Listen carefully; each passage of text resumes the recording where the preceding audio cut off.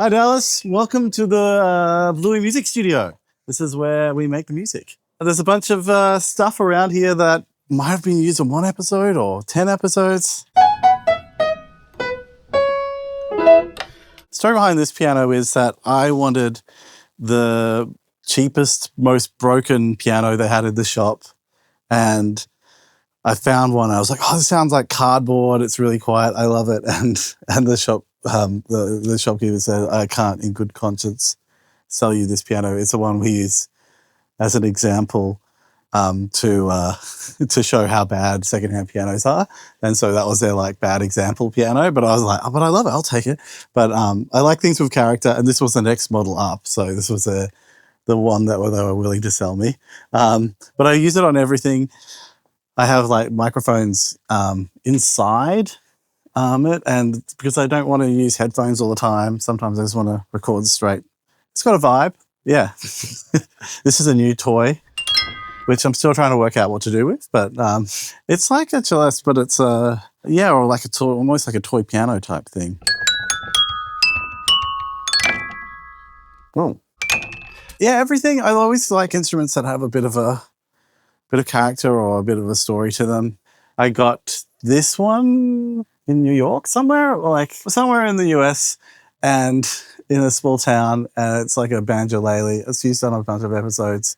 And I said I like instruments that have a really interesting story behind it. What's the story behind it? I saw it on eBay and thought I could sell it for more. And I was like, that's a story. I'll get it.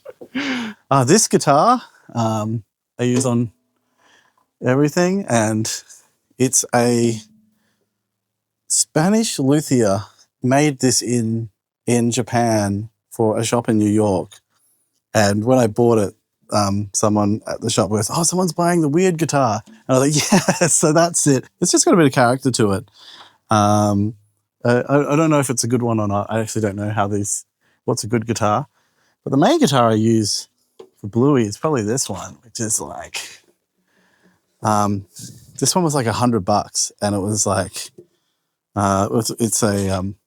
it's baritone ukulele. I actually don't know what it is. What is this thing? I like this one, maybe because it's easier to play, but I just like this sort of like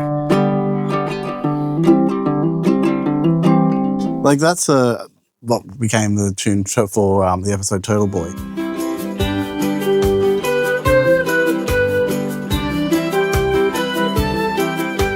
I don't even remember where this one's. I've never used that ukulele. That's a stray. Where'd that come from? Yeah.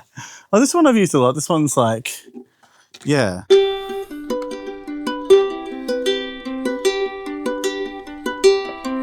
I use this one a lot for that sort of like finger picky stuff. And I also use that mandolin up there as well. Got the Moog. Which I thought I'm going to use that all the time on everything, but I end up just using these little things here on my desktop, which is like an old Matrix 1000 with the presets and a walled-off Pulse, which has been altered to have an on switch, which is nice. I got this really cheap off like a marketplace, whatever it is, secondhand, and it would belong to a producer who had put all these presets in it. And I don't know who the producer was, but they had passed away, and this was gone through people's garages and popped up here. And I'm not going to touch it, like, because all the saved presets are there. And I'm like, this is cool. There are all these really cool little saved presets. But I also play a lot of accordion. I use accordion and my own voice, and a violinist called Ukuleles who lives in Berlin. And I send her the music, and we've worked together so long, she just goes, oh yeah, I know what run you want here. I don't even write it in anymore. She gets it, and is just an amazing musician herself. So she sends stuff through, and then I layer it with the accordion in my voice. And for a lot of the Bluey stuff particularly, a lot of that came from just not having, the budget in the first season to record a lot of live players, and we wanted a really live sound. And so it just had to be me and one or two friends playing everything. And in order to fill it out, it was just, accordion kind of sounds like violins, and my voice that'll fill out the mid-range a bit. And yeah, and then that just became the sound of the show, and I can't go back from it. which is bad because I'm not a great singer. So I spend a lot of time auto-tuning and tuning my voices. Or maybe an ostrich? Or a big duck? And that's some sort of, Just when things seem the saddest. Bingo! I've got the perfect face paint for you. You want to know a secret, Bingo? Yes. My voice has now become synonymous with the show that it's like, oh, that's the sound of Bluey, that I'm like, oh, I've got to sing again. But I'm not. Yeah, anyway, I just keep telling you everything I'm bad at. But and then I never use the Strat, but it's there because you kind of sometimes want to just have something that's a bit basic and that you can alter. But I use the Telecaster quite a bit. I like the sort of bell-like sound of it. I have an auto harp as well, which I've used a bit, but that's just sitting there now because a lot of it's just been sampled. So I've got these. Actually, I'll show you. They're called Bling Sounds, which is the Stratocaster, an auto harp, and a glockenspiel sample. We've got this little library of these bling chords, which just add that little bit of texture, though. So if you listen carefully to the Bluey stuff, I often put these over all of the little chords, just drag them over, and it's just this little. Watch. Gingerbread Man!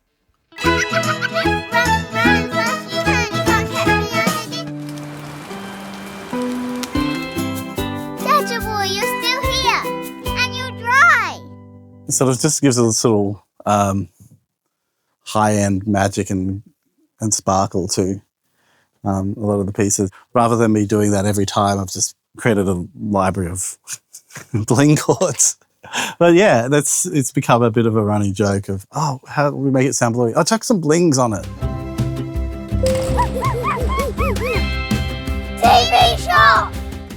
And then we've got, that's the accordion I mostly use because of my back, even though it doesn't sound as good. Depending on what I'm doing, if it's featured, I always use that beautiful old, that one's from the 50s, I think. And it's actually got a wooden box in it, so it's got this really rich tone. What do you look for in the sounds when you're sourcing instruments? What are you latching onto? It's pure feel. Like I have to tune out of everything because I can't talk to any of the staff or at a shop or anything. I just have to play everything and just go, oh, what feels good? And then trust that. Because otherwise someone will tell me what a good instrument is. And every time that happens, I always regret. I'm like, oh, why did I get this? I'm like, oh, it's just because someone said it was good. I don't know. Yeah. But then the famous Melodica collection, there's a bunch of them. There's some more next door. This is the one that we did. This is a brand that we did the Bluey theme on, which is a Hohner Airboard. This one's like...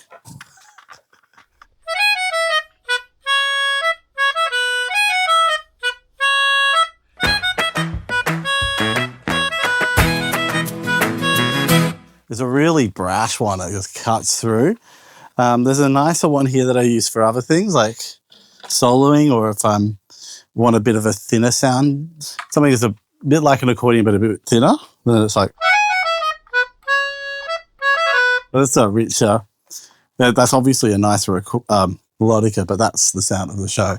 And then this thing's really cool. I use this a lot when I want to record a sound, but I can't really play recorder very well. But that's like a, yeah.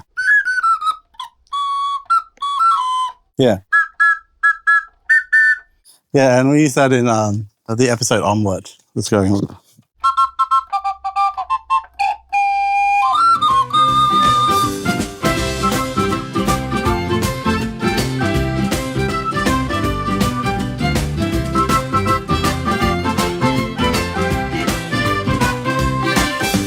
This little wall of 90 synths. I love the DX7. I just use the factory presets, but I use all of them, and they're just so, like, I don't know. They're kind of they're so tacky, but in a delicious way. The Corgam 1, which I haven't used much of, but I'm going to dream of doing some more synthy stuff. And this organ I've used a lot. In fact, it's called Janet. We gave it a name, and after one of the grannies.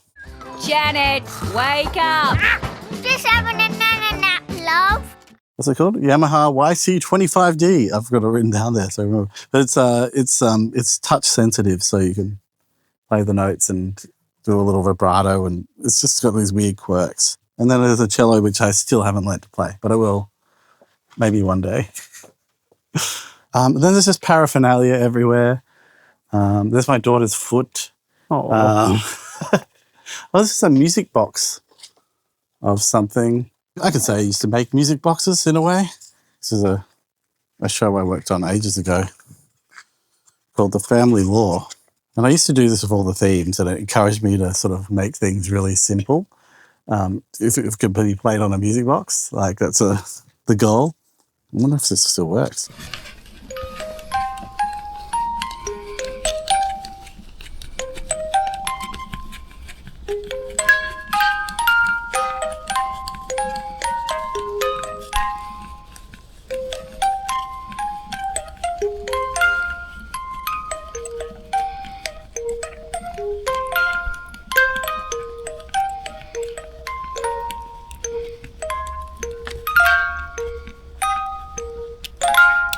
I used to do this for all the different shows I worked on up until Bluey, but it was also a way of me encouraging me to sort of like keep the music simple enough to be able to be recognizable and playable on a music box.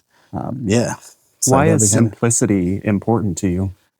I think it's really important for kids' music because I think a sense of clarity, particularly in children's music, and for anything, I think it's just a sense of clarity and a simple melody or something, simplicity ties into sense of clarity so much. But having a sense of clarity in intent or in clarity, whatever it is, I think it makes the show feel comfortable in a way. I also just like it. I always like something you can whistle or something like that.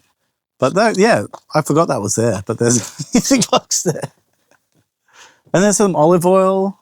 Well, that's for Joe Brum. He loves olive oil, so I was meaning to pass that on to him for ages. Speaking of Joe, Yeah, I had the chance to meet him. yeah. And one thing that he had mentioned that I found really fascinating that I never thought about with the music in Bluey was he said that he wanted every episode to have a hook. Yeah, I mean, talking about simplicity, I think, hook, it's generally a catchy melody that you can come back to, however you quantify catchy. But that was one of the first things he told me, because I was like, we'll come up with a sort of library and a palette for the whole show. And we talked about that. And he goes, no, I want something different every episode. And it's going to, like, we're starting from scratch. Like, we're making a whole new short film. And so one of the first things we do is after we talk about it is we often come up with, like, a macro theme, like a single hook for that episode. And that's often from the perspective of the kids. So the kids are playing a game of Hotel, for example. I'll write something else like, what would a 6-year-old imagine the soundtrack to a fancy hotel to sound like? How did that work? So that's a very perspective approach rather than following the drama directly. So then I'll come up with a hook of for the fancy hotel. Not disturbed. Oh, of course. We have this lovely room. It has the Sleepy Bunny nightlight and some toys. No thanks. So that would be one approach. Something like Sleepytime, it's a bit more philosophical where we're talking about, or psychological really. It's just like the big message of that episode is Bingo's journey to finding independence. And what's the most powerful way of showing independence is when finds independence, says, well, I'm a big girl now. She's fought the independence, but also has her parents' love all the time. Mom, I want to do a big girl sleep tonight and wake up in my own bed. You do your best, honey. But remember, I'm always here if you need me. Okay. Sweet dreams. So the idea behind that one was, well, how do we help sell that? So when we use the theme at the end, Holst Jupiter, we took little snippets of that and seeded them throughout whenever the parents are showing love to their kids. So it's like you're subconsciously reminded of what that is. The parents' love is that little melody from Holst. And so when we get back to the end, you get it hits you a bit more emotionally because you've got both the story showing Bingo going, I'm a big girl now, I've got independence, and then marrying that with this concept of I will always be there for you, as Chile says, and I'll always love you.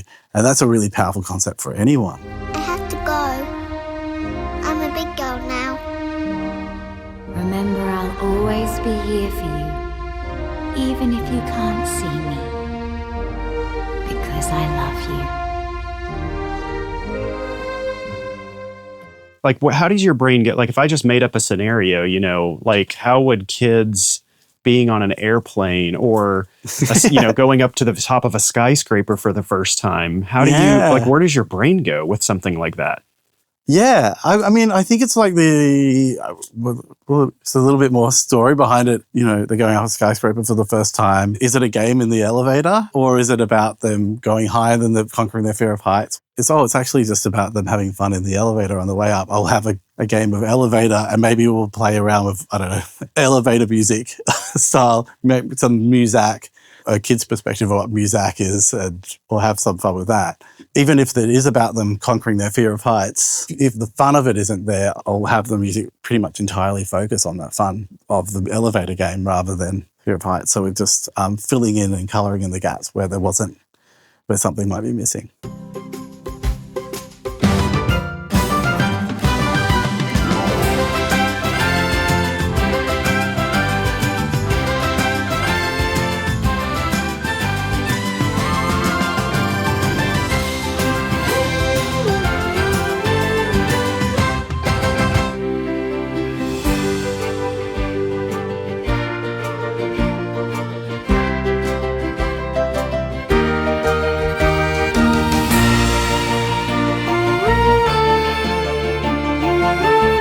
You're my hero, Bingo. My session labeling is based on superstition. I don't put the date or time. It's all like letters and alphabetical. So it's like, this is ZL. If it ends with a E, that's bad. Or an F, that's bad. No, E's okay. F can't end with an F. Like, it can't be like flat back version F. It has to be version G. Really? Yeah, because that's outside of the A, B, C, D, E, F failing, F for fail. So like, it's like all this stuff. It's just weird things that you cling on to when you spend too much time by yourself.